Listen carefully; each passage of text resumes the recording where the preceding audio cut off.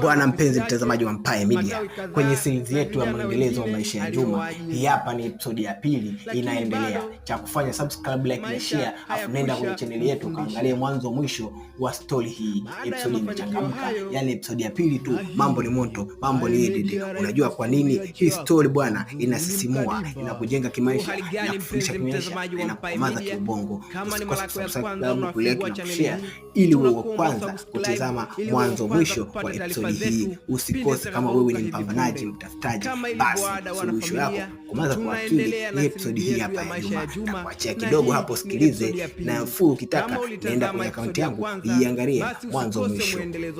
Maisha ya Juma yamenoga. Empire Media, maisha ya kweli, hadithi ya kweli. Ya kwanza halafu upate mwendelezo huu. Na hii ni episode ya pili kwenye mwendelezo wa series ya maisha ya Juma. Baada ya safari ndefu ya mateso, maumivu na mapambano, Juma sasa alikuwa amefanikiwa. Alikuwa na ofisi yake, matawi kadhaa na vijana wengine aliowaajiri. Lakini bado maisha hayakwisha kumfundisha.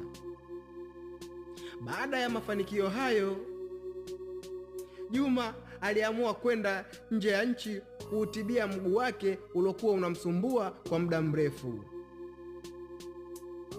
Safari haikuwa rahisi,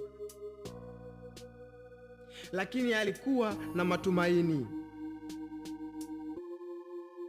Miezi kadhaa ilipita na hatimaye Juma alipona kabisa. Aliporudi nyumbani, alikuwa mtu mpya, mwenye nguvu, mwenye furaha, mwenye kujiamini zaidi ya hapo awali.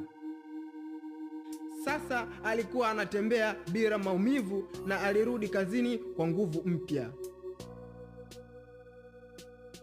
Biashara zake zilizidi kukua kwa kasi. Matawi mapya yalifungua na vijana wengi zaidi walipata ajira kupitia yeye. Juma sasa alikuwa tu sio mfanyabiashara, bali alikuwa tumaini la wengine.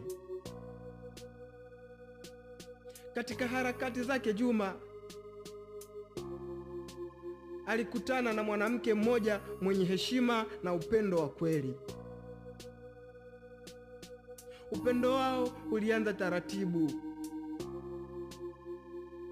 na ukakua, na hatimaye Juma akaamua kuoa.